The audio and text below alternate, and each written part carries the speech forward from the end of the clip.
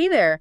Today, we're going to be diving into the world of cannabis cooking. Ooh, fun. Specifically, how to make edibles that taste amazing because no one wants that strong green taste. Definitely not. And to help us on this quest, we're going to be taking a deep dive into a couple of episodes from the Cannabis Cooking and Edibles podcast. Sounds delicious. I'm ready. So get ready to become a master of tasty and expertly dosed edibles. You're ready to get cooking. Let's fire up those ovens.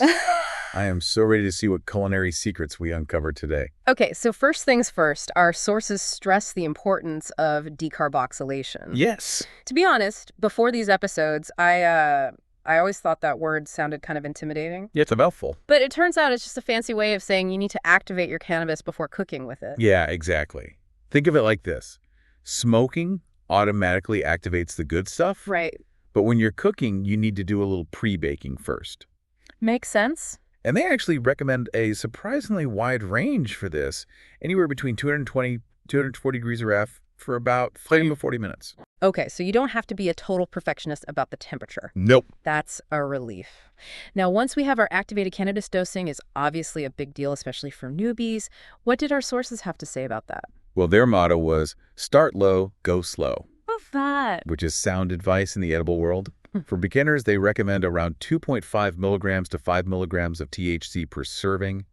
And they were also really adamant about reminding guests to take it easy, especially those who are new to edibles. It's like a friendly PSA for a good time. Yeah. But let's talk about taste. The Epseeds mentioned that strong herbal taste that some people get. Any tips for banishing that? Oh, they had a treasure trove of tips. First up, choose your cannabis strain wisely. Oh, that's interesting. Yeah, like want a hint of citrus? Try lemon haze, craving something sweeter. Blueberry could be your best bet. Oh, wow. Different strains have different flavor profiles. So matching your strain to your recipe, that's key. Do they have any other tricks up their sleeve? Oh, absolutely. They are all about experimenting with infusions beyond just butter. So think coconut oil, olive oil, even honey. Honey. Okay, now we're talking. I'm intrigued. But before we dive into those other infusions, let's talk about this cannabutter they kept mentioning. What is it and why is it so crucial? So cannabutter is basically your edible foundation. It's essentially cannabis-infused butter.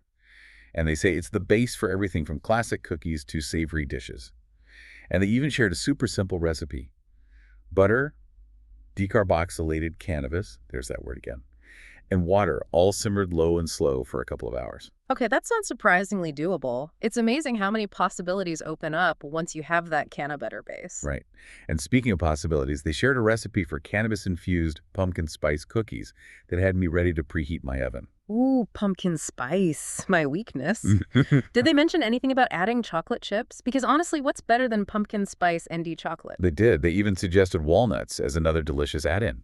Okay, now we're talking. So we've got our cannabutter basics down, a delicious cookie recipe up our sleeve. But before I get lost in dreams of warm cookies, let's talk about dosing in those cookies.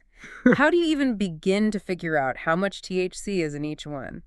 So we're back, armed with our cannabutter knowledge. Yes. And I am craving those pumpkin spice cookies. You do sound good. But hold on, remember how our sources were all about those adventurous infusions? Oh, yeah. They mentioned coconut oil, olive oil, even honey. What's the deal with those? Is it just about switching things up, or do those infusions actually create different experiences? It's totally about more than just novelty, though, like you said. I'm all for a little kitchen adventure. But remember how we talked about terpenes? Those compounds that give cannabis its unique flavors and aromas. Right, like how lemon haze has those citrusy notes? Exactly. Choosing the right infusion method can either really complement those terpenes or, if you're not careful, totally clash with them. It's like pairing wine with food. You want those flavors to sing together. I like that analogy. Make those flavors sing. Okay, so let's talk coconut oil. They seem pretty into it. Oh, they love its versatility. It's got that naturally sweet, slightly nutty flavor that they say plays well with a lot of cannabis strains. Plus, it solidifies at room temperature, which makes it perfect for things like frostings, chocolates, even savory dishes like curries. Cannabis-infused curry. Okay, that's a flavor combination I need in my life. What about olive oil? Olive oil is a powerhouse. Robust flavor, healthy fat. It can definitely stand up to those cannabis notes. They suggested using it in salad dressings, marinades, hummus. You could even infuse it with herbs and spices to create like a gourmet dipping oil. Okay, that's impressive. I'm starting to see how these different infusions can completely transform a dish. But honey, that one still throws me for a loop. How do they even use that? Honey's like the secret weapon of cannabis infusions. They add it to tea, drizzle it over yogurt or toast, even use it to sweeten sauces and glazes. That's wild. I love how unexpected it is. But on a practical level, is the process for making these infusions similar to cannabutter? It is. You're basically combining your decarboxylated cannabis with your chosen fat or liquid and gently heating it to extract all the good stuff. Low and slow is still the name of the game. Got it. So patience is a virtue. Absolutely. But there are a few nuances depending on the infusion. So for coconut oil, they recommend melting it at first, then adding the cannabis and heating it in a double boiler or a slow cooker just to kind of keep that temperature consistent. Smart. Coconut oil can get a little temperamental if the heat gets too high. Exactly. And for olive oil, they're all about a gentler approach. So you're going to combine the decarboxylated cannabis and olive oil in a sealed jar, and then place that jar in a saucepan filled with a few inches of water. Heat the water to a simmer and let that jar hang out in this little hot tub for a few hours, shaking it every now and then. It's like a spa day for your olive oil infusion. Makes sense. But honey, now that's where I'm really curious. How do you even infuse honey? Honey's like the low-maintenance friend of the group. Mm-hmm. You're going to combine your decarboxylated cannabis and honey in a jar, seal it tight, and just park it in a warm spot like a sunny windowsill for a few days, giving it a shake every so often. That gentle heat will work its magic. It's like a slow dance to extract those cannabinoids. But does the type of infusion affect the potency of the edibles? That's where things get really interesting. While they didn't give any hard and fast rules, they did stress that different fats and liquids absorb and distribute those cannabinoids differently. So a cookie made with canna butter might hit you a bit differently than, say, a brownie made with canna coconut oil, even if they technically have the same amount of THC. Okay, so there's a whole world of culinary chemistry going on here. Exactly. And that's why they were so adamant about starting low and going slow no matter what you're infusing. It's all about respecting the process and listening to your body. Start low, go slow, our cannabis cooking mantra. But for those of us who are ready to level up, did they share any more advanced techniques? Because my inner chef is ready for a challenge. All right, expert speaker, I am fired up and ready to tackle these cannabis-infused pumpkin spice cookies. Walk me through this recipe. Let's get baking. First things first. Crank up that oven to 350 degrees F along. While it's heating up, grab a baking sheet and line it with parchment paper. Trust me, you do not want those cookies staging a jailbreak from the pan. Oh, I've been there. Melted cookie carnage is not a good look. What's next? Do I just throw everything in a bowl and hope for the best? Not quite. Start by creaming together your room temperature canna butter and sugars. Get those whisks going until it's light and fluffy. Speaking of sugars, the recipe calls for both brown and white sugar, right? Is that just a sweetness thing, or is there some actual baking wizardry happening there? There's a method to the madness. Brown sugar brings that chewiness and a hint of molasses, while white sugar helps create those perfectly crisp edges. Okay, now you're just speaking my love language, chewy center crisp edges. I'm already dreaming about these cookies. Okay, so we've got our creamed canna butter and sugar blend. What's next? Time for the stars of the show. Add in your egg, vanilla extract, and that essential pumpkin puree. Give everything a good mix until it's all playing nicely together. Can I just say, the second that pumpkin puree hit the mix, my entire kitchen transformed into a fall wonderland. Okay, hit me with what's next. Dry ingredients time. You bet. In a separate bowl, whisk together your flour, baking soda, salt, and that symphony of warm spices. And let's not forget that extra dash of ground ginger. That's what really takes it up a notch. Exactly. It's the secret ingredient to pumpkin spice perfection.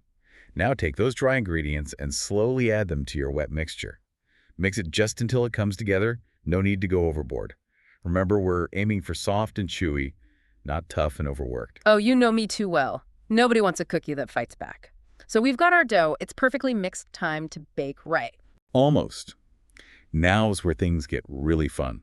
The recipe mentions chocolate chips or chopped walnuts, but let your creativity run wild. Ooh, like what? Give me some inspiration. How about white chocolate chips and dried cranberries? Or maybe go the savory route with chopped pecans and a sprinkle of sea salt. The possibilities are honestly endless. You're speaking my language. This is why I love baking. You can really personalize things. But okay, I'm pulling myself back from flavor overload. We've got our dough. It's customized to our heart's content. What's next? Time to portion those beauties out onto your prepped baking sheet. Use a tablespoon-sized scoop. That's your magic number. Don't crowd them too much. Give them a little breathing room as they bake. Got it. And then they bake at 350 degrees F for how long again? 10 to 12 minutes or until the edges turn a gorgeous golden brown and the tops are just set. That's how you know they're ready for cookie nirvana. And then straight from the oven to my mouth. Oh, patience, my friend. Let them chill on the baking sheet for a few minutes. They need to gather themselves after that oven adventure. Then transfer them to a wire rack to cool completely. Or, sneak a warm one while you can. You get me. But seriously, these cookies sound like pure magic. This whole deep dive has been eye-opening. I never realized how much went into making truly delicious edibles. Right. It's a whole culinary world out there just waiting to be explored. And on that note, for our listeners who've been diligently taking notes this whole time, we've talked about canna butter, coconut oil, olive oil, honey. The possibilities are honestly endless. So tell us, what will you infuse first? Sweet or savory? We're dying to know. Hit us up on social media at The Deep Dive Pod and let us know. And of course, all the recipes we talked about, plus bonus tips and tricks are waiting for you in the show notes. Until next time, happy cooking responsibly, of course.